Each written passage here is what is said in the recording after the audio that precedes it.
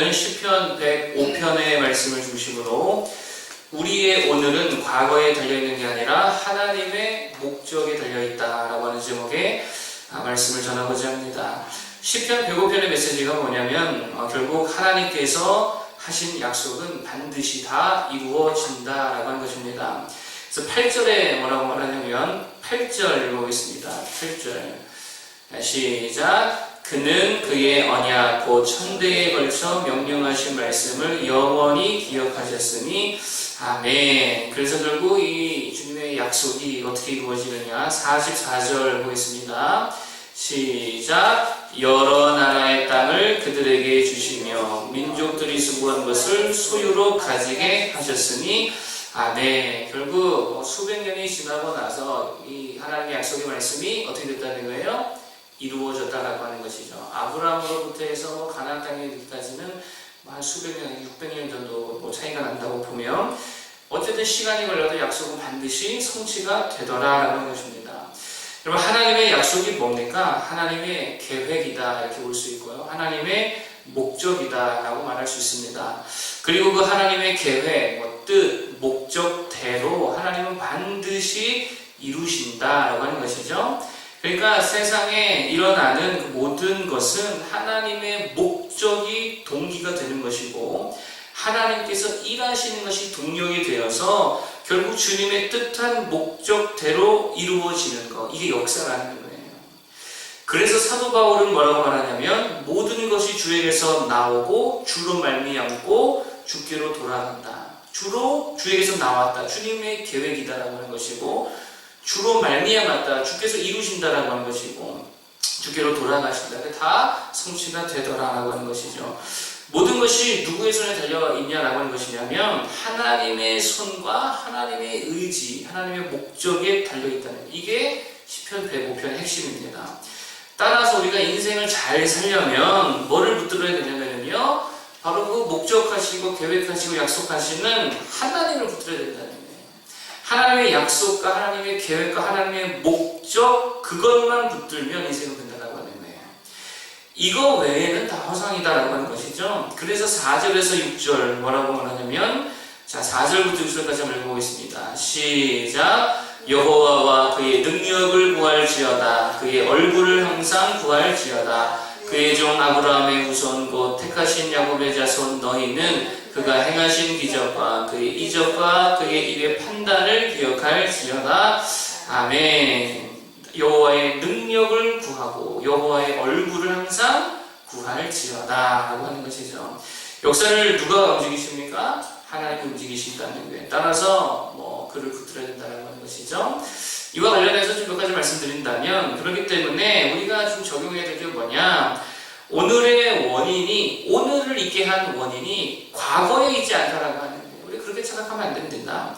많은 사람들이 오늘의 원인을 어디서 찾냐면 과거에서 찾습니다. 과거의 상처, 과거의 트라우마, 과거의 어떤 충격 때문에 오늘날 내가 이렇게 된 거야. 과거에 내가 누구를 만나기 때문에 내 인생이 지금 이렇게 된 거야. 과거에 일어난 어떤 일들과 사건과 그때 어떤 감정들 때문에 현재의 내 모습이 이렇게 되었다라고 이런 식이죠.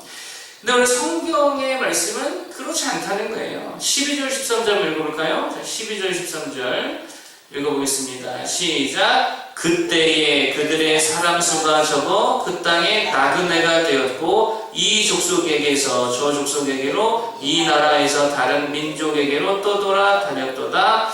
아멘. 그때에, 과거를 말하는 거겠죠. 그러니까 과거의 때에 이스라엘이 어떠했냐면 사람 수도 적었고 그 땅에서 나그네가 되어서 늘 떠돌아다니는 인생밖에 안 되었다는 거예요. 이게 이스라엘의 과거였다라고 하는 거예요. 그런데 오늘날 어떻게 됐다는 거예요? 아까 읽은 44절의 말씀을 보면 여러 나라의 땅을 그들에게 주시며 민족들이 수고하는 것을 소유로 가지게 하셨다. 엄청나게 가졌다는 거예요. 잘 보세요. 과거와 현재의 모습이 연속성이 있어요, 없어요? 별로 없다는 거예요. 과거는 사람 수도 적었고 떠돌아다니고 정말 나그네 같았는데 지금은 땅도 받았고 정말 여러 가지 큰 기업과 축복들을 받았다는 거예요. 이게 별로 연속성이 없다는 거예요.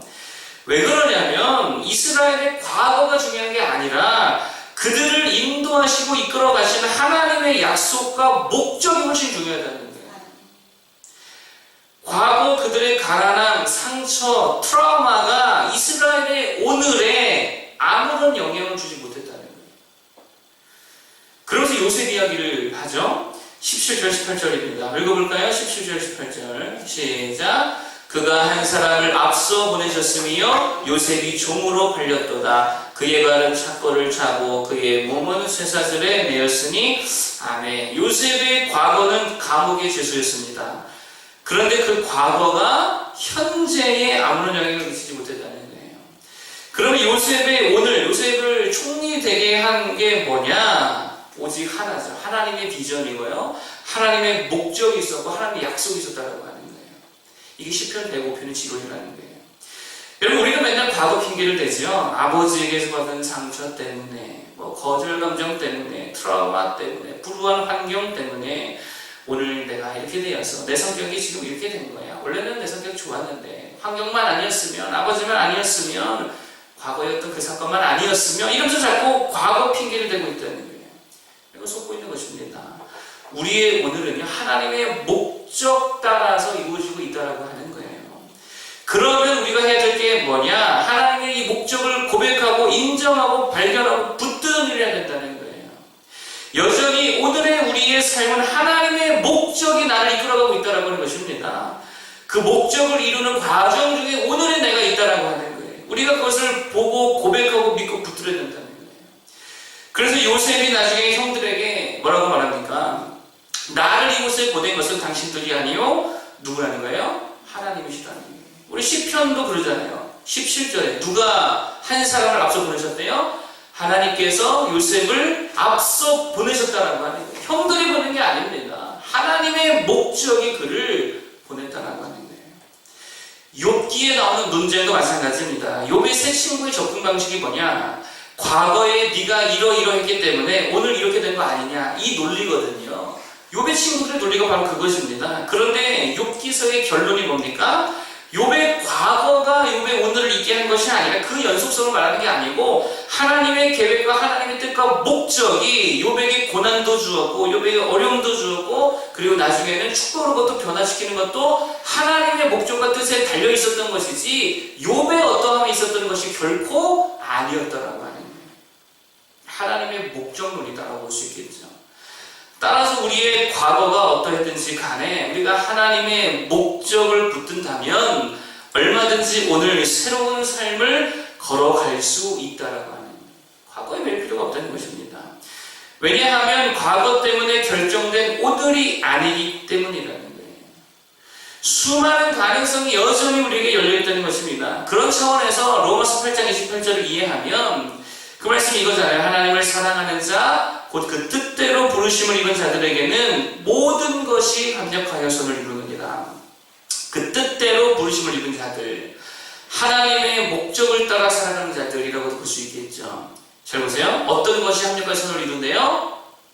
모든 것이 합력하여 선을 이루느니라. 이 말은 하나님의 목적을 붙드는 자들은 오늘이 과거에 따라 결정되어 있는 게 아니라 그 목적을 향하여서 모든 삶을 살아갈 수 있다는 거예요. 모든 것을 시도할 수 있다는 거예요. 모든 가능성이 다 열려있다는 거예요. 뭐만 분명하다면요? 하나님의 부르심과 목적만 내 삶에 분명하다는 거예요. 여러분 그래서 제가 개척을 결심한 말씀 제가 여러 번 말씀드렸죠. 창세기 28장 15절인데 내가 너와 함께 있어 네가 어디로 가든지 너를 지키며 너를 이끌어 이 땅으로 돌아오게 할지라. 하나님의 목적에 붙들리면 어디로 가든지 성경이 이렇게 말하고 있어요. 네가 어디로 가든지 내가 너를 지키며 너를 이끌어 가겠다. 가능성이 열려있다는 것입니다. 여러분 그런데 과거에 세워졌던 사람들은 이미 오늘을 다 결정 지어놓고 산다는 거예요. 이게 내 운명이야. 나는 이 상태에서 벗어날 수 없어. 나는 이 성격을 고칠 수도 없어. 이 트라우마를 극복할 수도 없어. 아니라는 거예요. 그거 아무 상관없다는 거예요. 오직 뭐만 상관이 있다고요? 하나님의 목적만이 상관이 있다는 것입니다. 여러분 과거에 매이지 말고 하나님의 목적을 붙들고 모든 가능성을 열어두고 살아가는 모두 되기를 바랍니다. 과거뿐만이 아닙니다. 환경도 마찬가지입니다. 과거가 아무것도 아니듯이 환경도 아무것도 아니라는 거예요. 하나님의 목적이 중요한 것이지 환경 중요하지 않습니다. 관계도 마찬가지입니다. 관계가 우리의 삶을 결정한다고 생각하지만 아니라는 거예요. 하나님의 목적이 결정할 줄로 믿습니다. 관계도 그거 별거 아니라는 거예요. 따라서 과거든지 환경이든지 관계이든지 매이지 말고 오직 우리가 매일 것은 하나님의 부르심과 목적이라는 것입니다. 정말 거기에 매여서 정말 무한한 가능성이 열려있는 내게 능력 주시는 자 안에서 정말 내가 모든 것을 시도하고 이룰 수 있는 모두가 되기를 축복합니다. 결론의 말씀을 드리겠습니다. 세상을 움직이는 것은 다른 거 아니라 그랬죠. 하나님의 목적이 동기가 되어지고 하나님의 일하심이 동력이 되어져서 결국 그 하나님의 목적대로 이루어지는 게 역사라는 거예요. 따라서 과거가 힘이 있는 것도 아니고 환경도 아니고 관계도 아니라는 것입니다. 오직 하나님의 목적만이 힘이 있다라고 하는 것이죠. 따라서 우리는 그 하나님의 목적과 부르심, 약속이라고 할 수도 있고 말씀이라고 할 수도 있겠죠. 그것을 붙들며 살아가야 된다는 거예요.